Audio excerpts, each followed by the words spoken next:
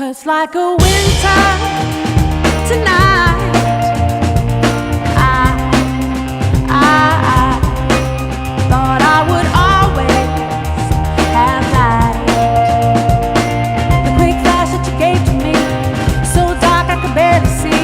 Looking. Welcome everyone, and thank you for joining us. Today we have a wonderful show. We will be exploring the world of cryptozoology. What is that? Well, we're going to find out with Scott Marlowe, who is a cryptozoologist at Pangea Institute, as well as a teacher at Florida Keys and Hillsborough Community Colleges. Thank you for joining us today, Mr. Marlowe. My pleasure. Thanks for having me. Well, I think before we get started, that's the first question we're going to have to answer is, what is a cryptozoologist? That is an individual who researches and studies cryptid animals. Cryptids being defined as legendary creatures or creatures that are thought to exist but probably don't, or animals that at one point had gone extinct and or are assumed to be extinct that are later found not to be. It can also mean an animal that is known to science but not in its natural habitat. Can you give us a few examples of some of these animals? Okay, well, one that was extinct that was found not to be, that is a very famous cryptid, is a coelacanth, which was a type of fish, if you will, that predated the dinosaurs that supposedly went extinct with them and was found merrily paddling along in the South Atlantic near the coast of South Africa and later in Indonesia in the Indian Ocean. We know they exist. More recently, as a marine cryptid, would be the giant squid, which Japanese individuals have discovered.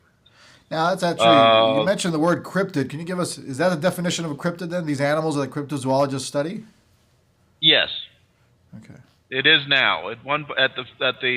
When it was first coined, it meant any animal unknown to science that existed in legend and then was later proven to be a real animal. But the definition has expanded because the circumstances surrounding this type of thing have become so complicated that it had to embrace a larger spectrum of animal life.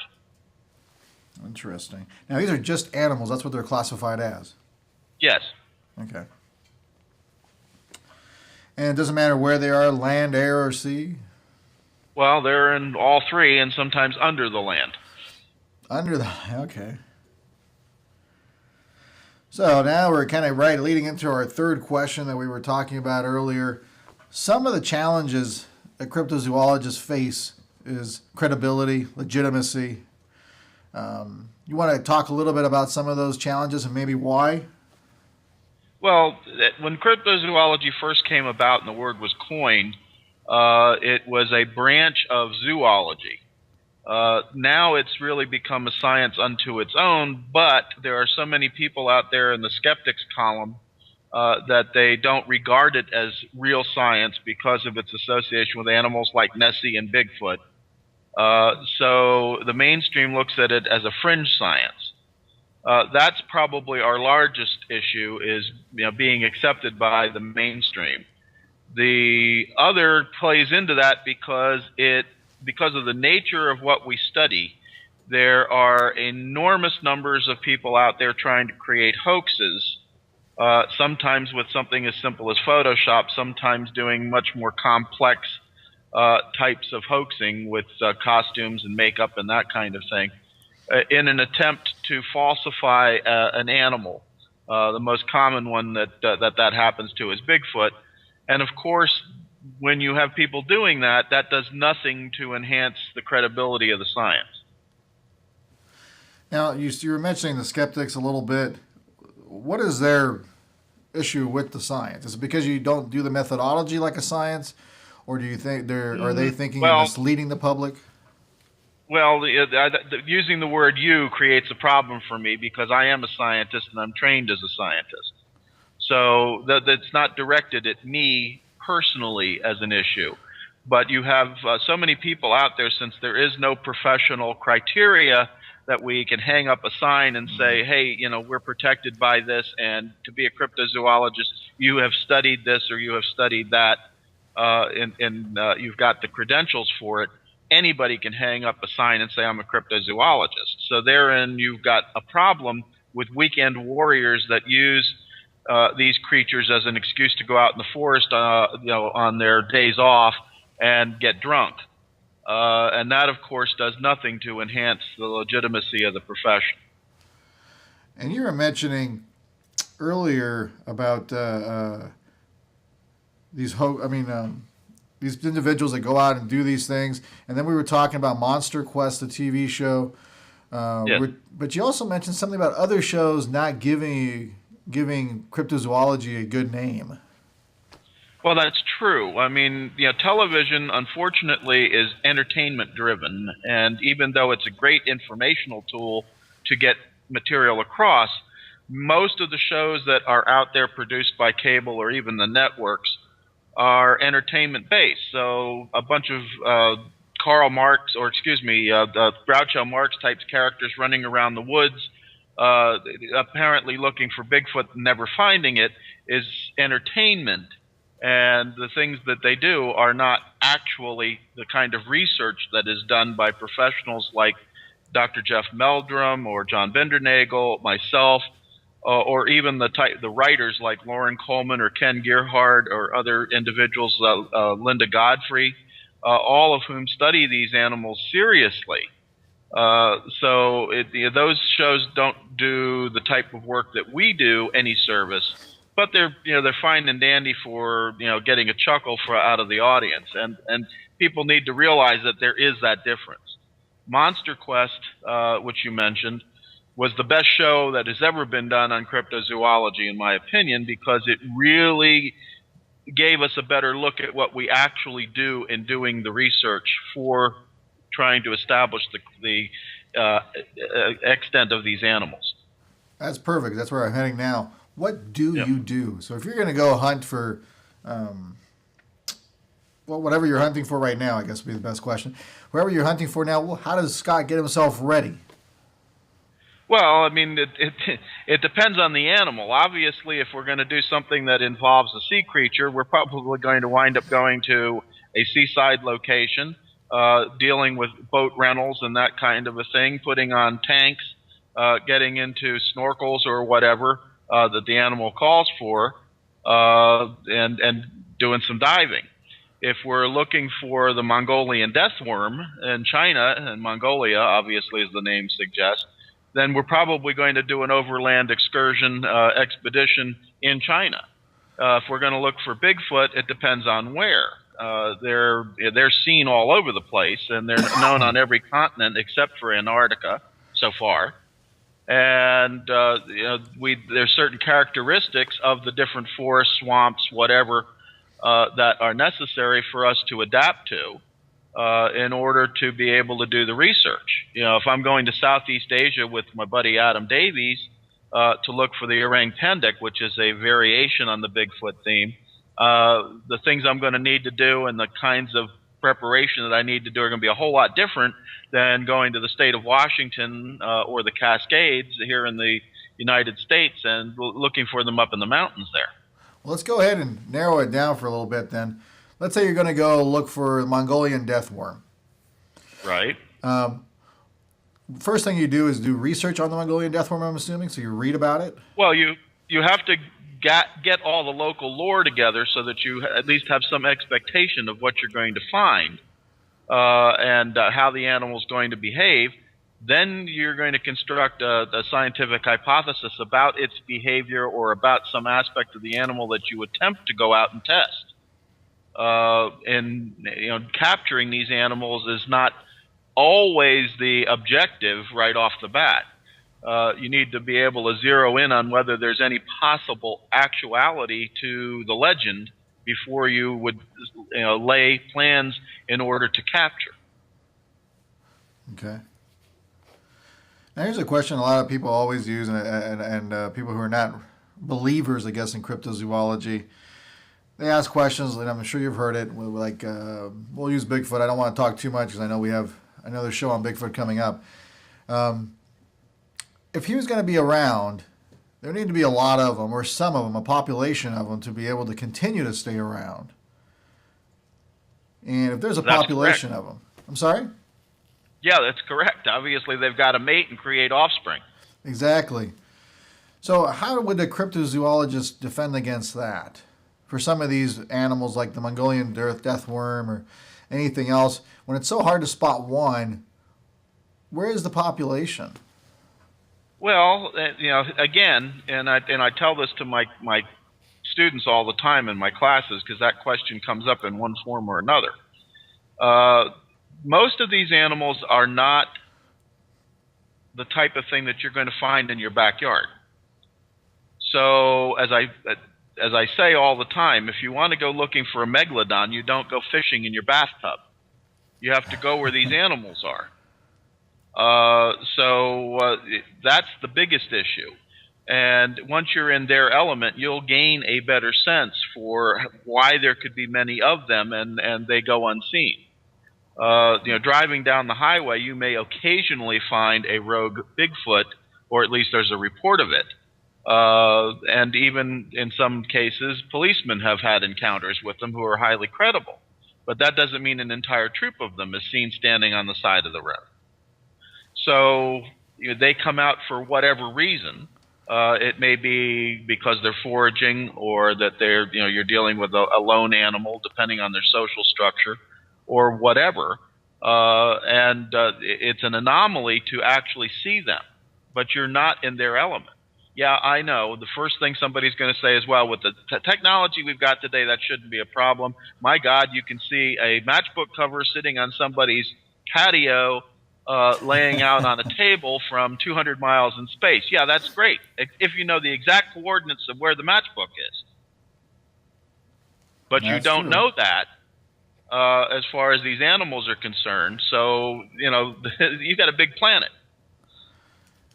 Therefore, unless you know exactly where to look and exactly the time to do it, you're not going to see what you're looking for. Yeah, it always reminds me of a lot of the planes that we've lost in the Bermuda Triangle, and Alaska's little Bermuda Triangle. You got a huge plane that just disappeared. Well, and you don't necessarily have that problem in any of the triangles. What about the Malaysian Airlines jet? They still can't find hide nor hair of. Yeah, it's exactly true. That's a huge airplane. It just completely disappeared off of radars. Nothing can find it. And it isn't so far, yeah. Oh. Excellent. But that may be because they're not looking in the right place. That's true. What are some of the biggest hoaxes you've seen? Well, the ones that get the most publicity, of course, are Bigfoot hoaxes like, oh, I've got Bigfoot trapped in my garage. Or I have a Bigfoot body in this chest freezer that's half frozen, or any number of other ridiculous claims that people make that usually turn out to be a collection of animal parts stuffed in a costume, or a paper mache and a latex model that somebody's made and frozen in an ice cube. That's the kind of nonsense you see all the time. But of course, with Photoshop and even video CGI today, you can create just about anything visually. So you run into this problem with just about everything, and cryptozoology is not the only science that's true of. So Harry and the Hendersons isn't true, huh? Well, I think Ron Perlman did a good job, but. And is there any hoaxes? Will be the last question for today's show. Are there any hoaxes that really disappointed you, that you thought we got something and then you found out later it wasn't true? No, because having been trained in all the different things that I've done, including video science, I can pretty much look at anything and know almost immediately whether or not it's got a shot or not. And other than the Patterson-Gimlin film, which is equivocal, that's the famous Bigfoot film that's been around for almost 50 years now, and nobody's been able to convincingly debunk it, although there's been many claims both for and against. I have not seen anything yet that I wasn't aware of right away. What about Nessie? Is Nessie's film true? Or? There's some interesting things that I've seen about Nessie, but the idea that a plesiosaur has survived, anything that large has survived into the 21st century from prehistoric days, I have great difficulty buying. One of the things that I am well trained in is paleontology, and I understand how the animals evolve and what happens. I'm sure that there is some animal explanation for Nessie. I'm just not sure that the popular legend of that animal solution is the one that actually is the animal. Why do you think, for our last question, this will be the last question, why do you think people want to believe in these animals that have not ever been verified, or haven't been verified yet, I guess better said? Well, people are naturally drawn to anything that's weird and fantastic. Take a look at YouTube. If I post, as I have, a radio interview dealing with werewolf, and people want to study werewolves, I can get 25,000 hits in a matter of weeks. But if I post something on a more mundane animal, that doesn't happen. People just like weird, unusual, strange, odd things, and they're naturally drawn to it. So the idea that a legendary creature like, say, a Harry Potter type hippogriff exists would probably get a whole lot of people excited. The idea of a flying horse would get people excited. But, telling them that, hey, for $50 you can go see this horse in a pasture, it ain't going to work. They're familiar with with the existing animals. They can see them in any zoo. They are not familiar with animals that may or may not exist, so that fascinates them. So the concept of novelty.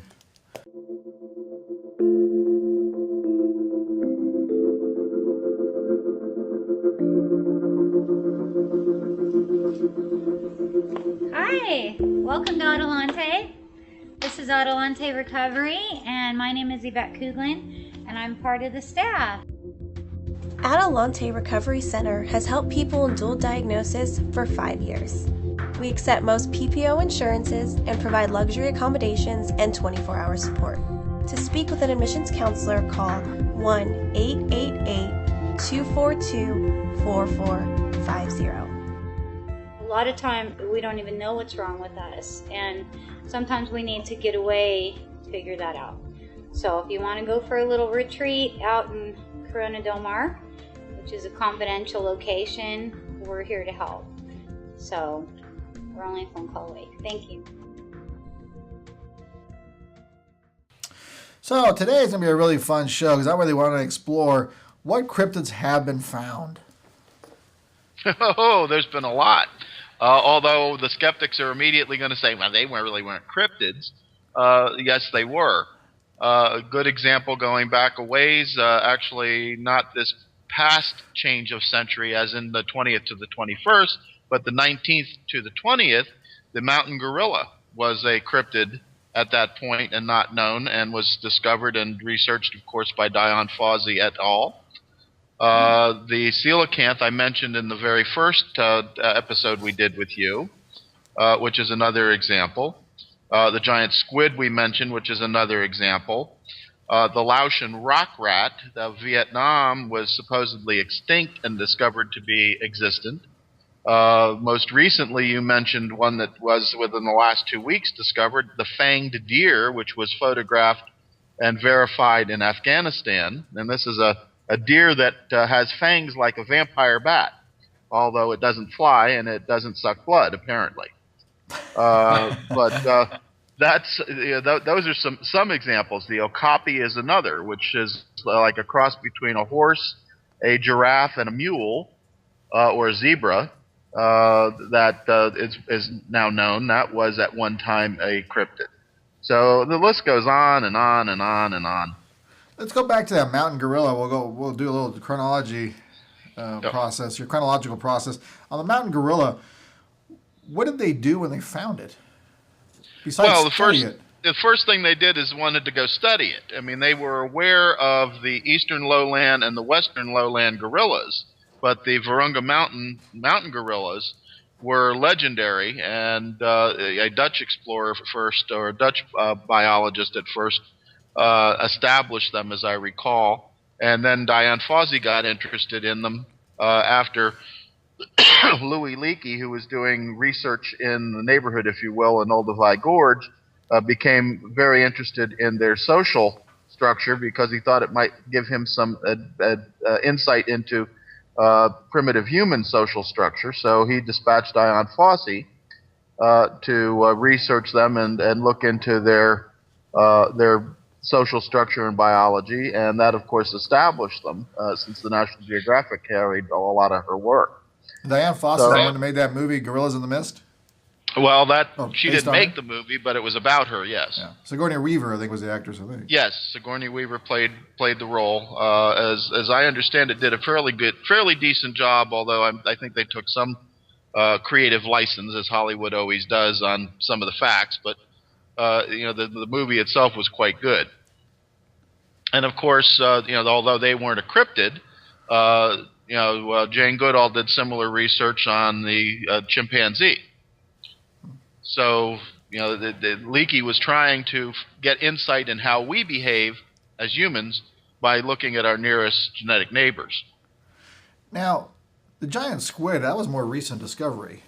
Yes. How long ago was that discovered? Now, that's as opposed to the Humboldt squid, which we've known about for some time. But the giant squid was photographed and documented by Japanese researchers, I think it was about 4 or 5 years ago, maybe 6. It could be that long. How big was the giant squid? Apparently quite large. And although I think the image of it as a la Disney's 20,000 Leagues Under the Sea is grossly exaggerated, it's definitely large enough to do some damage to people and whales. Yeah, I think it was, when I read it was like 57 meters or something. Something like that, yes.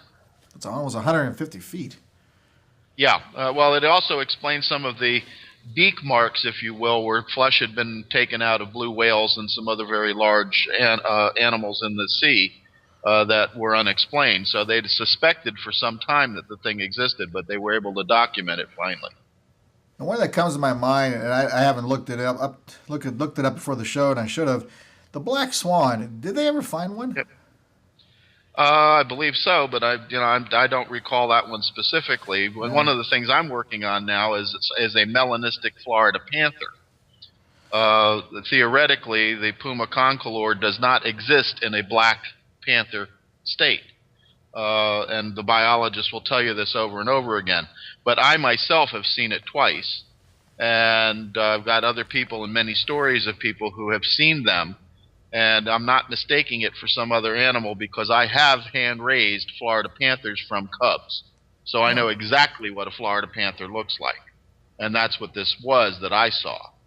Where do these panthers live? There are other felids that have a melanistic phase, like the black jaguar, also known as the black panther, and the Jeffroy's cat, which is much smaller. And there are other cats, bobcats, what have you, that can have a melanistic phase. But the Florida panther theoretically cannot. So that makes it a cryptid. And where does the panther live in Florida? Well, the panther as a species lives all over America. The Florida panther, which is a species of this that just happens to be a little bit smaller and is more adapted to the swamplands, lives here in South Florida and part of the Panhandle. So it lives in the swamps? Yes. Okay. See, and I'm theorizing that one of the reasons why the melanistic phase is developing is in the South Florida swamps where you have the Everglades. The typical coloration, which is golden, of a Florida panther is a very good camouflage. But that golden color against the dark cypress swamps like you have in the north part of the state in Georgia, it would stand out significantly, where the dark black coloration would be a much better camouflage. So I think that the adaptive pressure of nature to evolve a black panther is there, and that's what's actually happening. When panthers are first born, they're born with black and gold spots. So the ability for the black fur to be there is in their genetics somewhere. It goes away as they get older. So it's just a question of that switch, whatever it may be, coming into play so that it goes black instead of gold. And so I think that's what's happening.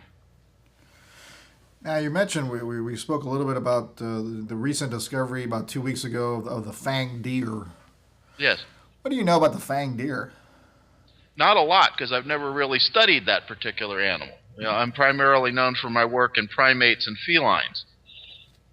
So, I think it's interesting that adaptation is there. I'm not quite sure why it would be, but it certainly is there, because I've seen very convincing photography that I know was not photo retouched with Photoshop. The fact that it exists is photo documented at this point, and by eyewitnesses and scientific eyewitnesses who are credible. Yes, it seems I've seen shows on it now on Fox News. They've had pictures of it. I think they found it in Kashmir, Afghanistan area. Very fascinating. So you're dealing. I'm sorry? It is. I mean, so is the discovery of the coelacanth, if you look into that, which goes back to, I think it was 1937 or 27, where the people stumbled on it after it had been caught and was on display at a fish market. And a paleontologist happened to stumble on it and realized what it was, and that was enormous news back in those days, because at that point they thought that the thing had been extinct for several million years. And what is a coelacanth exactly? Coelacanth is kind of it's a fish, but it's almost a pre-amphibian. It has an extremely unusual fin structure that is obviously moving in the direction of limbs, like a land-dwelling animal. Interesting. So it's almost in a transitional phase according to evolution. Yep. Yes. And of course they're finding more and more, if you will, and I hate the term, but if you will, missing link fossils that are making the connection between the coelacanth now and animals that evolved to walk on the land. Now, are you doing or have you done any research on our ancestors? Looking for Neanderthals? I know Lucy, I think was the one. Well, with what I have to do for my research into Bigfoot creatures, which people freak out because they say, let's prove one exists before we think that lots of them exist. But there are different types of different descriptions all over the world of bipedal hairy primates that we just lump into a category called Bigfoot. And there are many different types. Some of them are very short, like the Flores man from Flores Island in Indonesia, and some of them are extremely tall, like the Sasquatch of the Pacific Northwest, which can be 10 or 12 feet tall. In order to understand how that's possible, you would have to look into animals like the Gigantopithecus blacki and the human relative, the Homo erectus meganthropus, which is a subspecies of Homo erectus. So in order to understand the mechanics of these animals, you would have to look at the anthropology of the human race and the human species as well. Interesting. Because clearly it's closely related. Now, you were familiar with Lucy, I think was her name? Yes. Was that a hoax, or was that actually true? Oh, Lucy's for real. What was Lucy? Lucy was a Australopithecine, which is not quite a human, i.e. a Homo species, but it was more highly evolved than a Pantroglodyte or chimpanzee species. So it was closer to us than a chimp is, but not close enough to be in the same genus as we are. And she was recently discovered, I think, not too long ago. That goes back about, about almost 20 years now. I think you're catching my cough. It may be. It's that time of year, and we're starting to get some severe temperature changes here in Florida. Well, that'll be another episode, Morphic Resonance. But what about, now, the last couple of minutes here, what investigations are you doing currently? Well, I'm working, as I have been for some time, on the black Florida panther, and I'm getting ready to do an expedition this coming week that I'll be looking into the black Florida panther, and some sightings that have recently occurred down towards central South Florida. Excuse me. And I'm also looking into the story about the cracker dog killer, which is some kind of an animal I suspect happens to be a river otter, in reality, but I'm not sure that that's what it is yet. That sighting is in the same vicinity as that I'll be working in, which again is South Central Florida. And some sightings of what is supposed to be a Florida swamp ape, which is the Florida Bigfoot or southern Sasquatch here in Florida, that have taken place in Miaka State Forest. So I'll be down working those areas for the next week. Why is it called the Cracker Dog Killer? Well, it's a name that just seems to have come about. A Florida cracker is an old-time Florida cowboy, if you will, or Florida homesteader. And, of course, everybody had their dogs as protection going back to the 19th century. And when these things first started coming about, their dogs would come up mysteriously dead, and usually their remains would be found near the trunk of a tree that had a hollow in it. And this legend about this thing that lived in the tree, the Cracker Dog Killer, evolved from that. And the story appears in one of my books, Cryptid Creatures of Florida. Great. And that actually brings me to our last question. Mm-hmm. Our last question of the day is, if people want to learn more about this or get a hold of you, how do they do it? Well, you can find my books on both the Bigfoot Creatures and Cryptid Creatures of Florida on Amazon and Barnes & Noble. Bigfoot Enigma is the book I most recently put out on Bigfoot that everybody likes. Cryptid Creatures delves into the different cryptid animals that you find here in Florida. And you can reach me through the Pangea Institute. If anyone wants to get in touch with me, we have a website, www.pangeainstitute.us, and they can contact me through that if they need to. And Pangea is Pangea. Correct. Institute, like the one country or one world or one continent, if you will, back in the dinosaur era. Well, a lot of people are wondering why we had a show on cryptids, being a psychology show. One of the things we teach is decision making. And one of the dangers we have in decision making is making assumptions too early. There's an old saying that says the absence of evidence is not evidence of absence. We have to keep our eyes on that and keep focused on that. Remember, just because we don't see something, it doesn't mean it's not there. Thank you so much, Mr. Marlowe, for joining the circle. We truly appreciate it.